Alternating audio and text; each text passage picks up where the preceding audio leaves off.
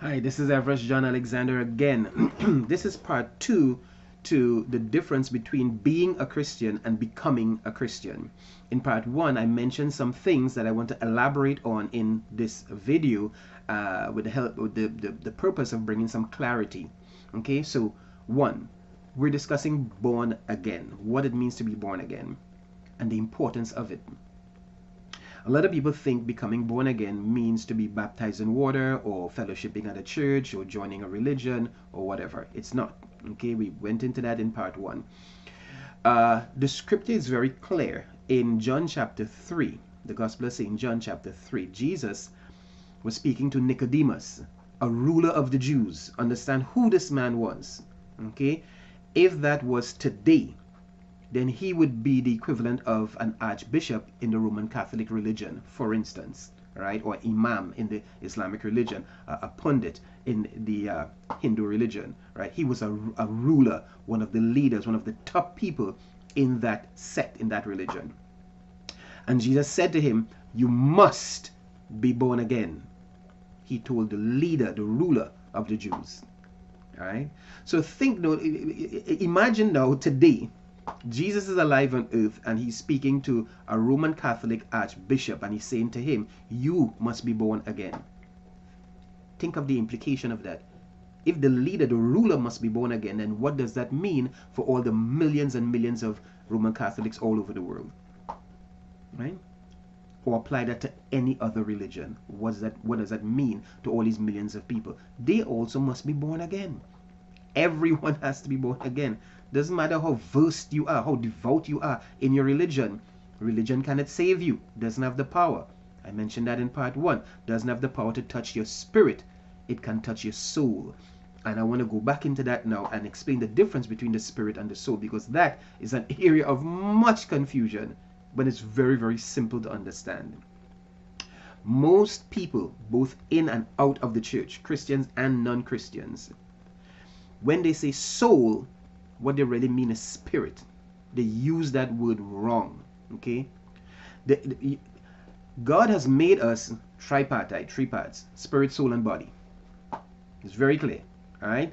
In Thessalonians, it says, "I pray God that your whole spirit and soul and body be preserved blameless unto the coming of our Lord Jesus Christ."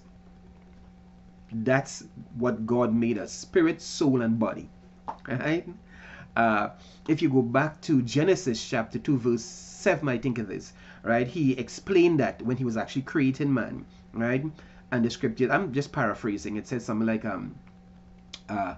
God formed man of the dust of the earth, and he breathed into his nostrils the breath of life, and man became a living soul.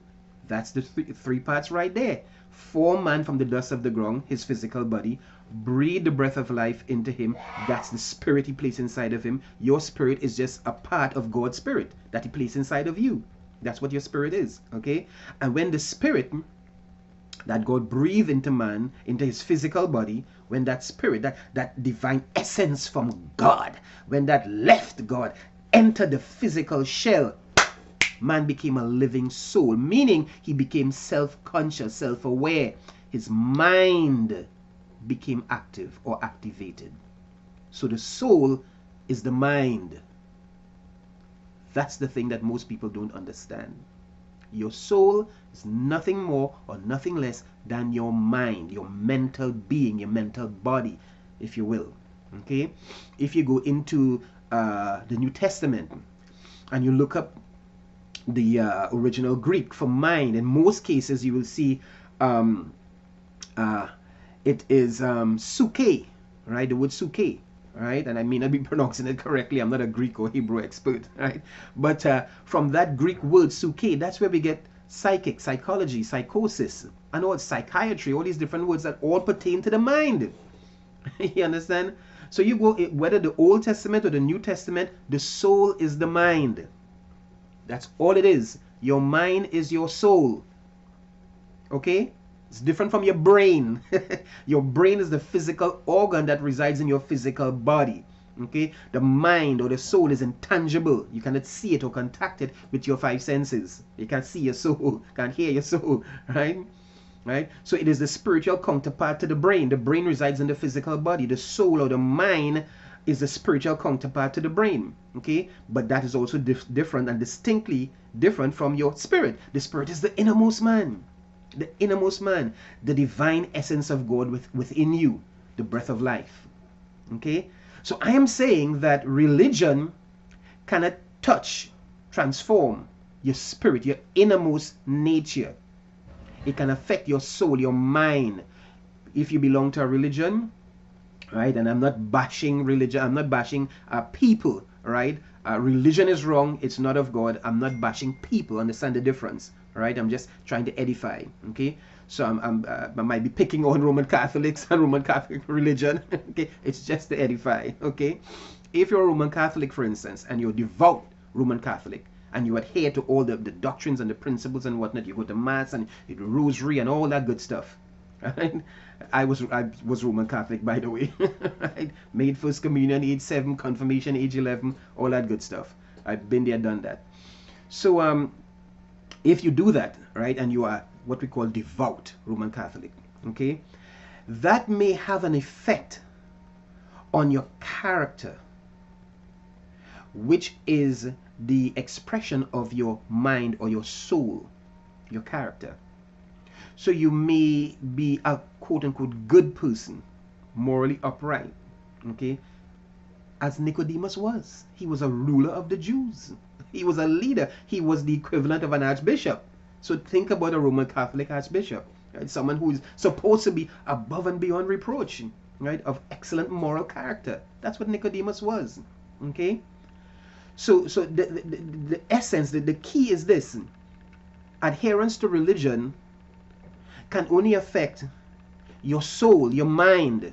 It can help you change bad habits, do good. But that good that you do cannot save you. It cannot bring you or elevate you to God's standard of righteousness and holiness. It cannot. Here's what the Old Testament says: all your righteousnesses are like filthy rags before God.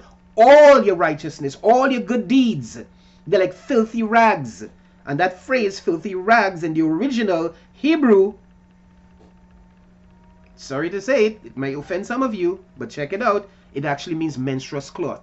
Menstruous cloth. That's what the phrase means, filthy rags. Okay? That's what your righteousness, your good behavior, that's what it looks like and smells like to God. It is rotten, inside out. It's completely unacceptable. Your righteousness, all your good deeds that you do within the context of your religion, it stinks in the nostrils of God. It stinks in the nostrils of God. Self-righteousness stinks in God's nostrils. So understand, that's your condition in your religion. Any religion. All the good things you're doing and you think they're pleasing God, it's the opposite. They're not pleasing God at all. Not even a little bit. Not even a little bit. Self-righteousness is the anchor on men's souls that will weigh them down and drag them to hell. That's what self-righteousness does. I was just reading my Bible this morning, listening to it on audio actually. And in my wife and I, we're in Luke right now. And Jesus was talking about the two men that went into the temple to pray. One was a Pharisee, a religious man. The other was a tax collector, a sinner. You know, and the Pharisee prayed, thank God I'm not like that man over there, that sinner over there. And I fast twice a week and I pay my tithes and I do all these wonderful works. You know, and the tax collector, the sinner, he says he wouldn't even look up to heaven. And he said, you know, Lord, be merciful to me, a sinner. Lord, be merciful to me, a sinner. And Jesus said the tax collector left justified. The Pharisee did not. This is what self-righteousness does to you. It makes you feel that you're better than other people. And I touched on this also, right, in a previous video. I spoke about what religion does, right? The false Christianity, what it does. It gives you a sense of, or encourages you in self-righteousness, hypocrisy, being judgmental on other people. Your religion cannot save you. Why? Because it has no power to touch your spirit, your inner nature, and transform you on the inside. You cannot become born again adhering to your religion. doesn't have the authority, doesn't have the power, does not have the ability. Okay, I'm gonna stop here, and there's so much more to say, but I'll continue in another video. Okay, God bless you. This is Everest John Alexander. Keep listening.